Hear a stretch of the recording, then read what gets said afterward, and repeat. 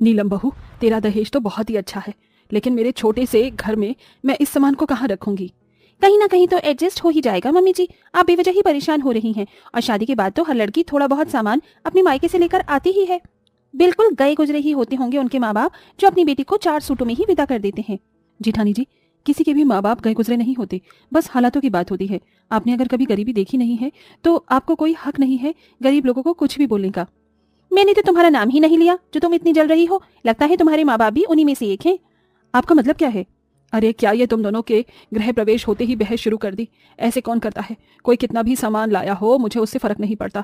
मैं तो बस अपने घर में बहू लेकर आई हूँ। मेरे घर में दो दो लक्ष्मी आई हैं, तो मुझे और क्या चाहिए। चलो अब तुम दोनों कपड़े बदल कर सो जाओ, वैसे भी तुम थक गई होगी ना।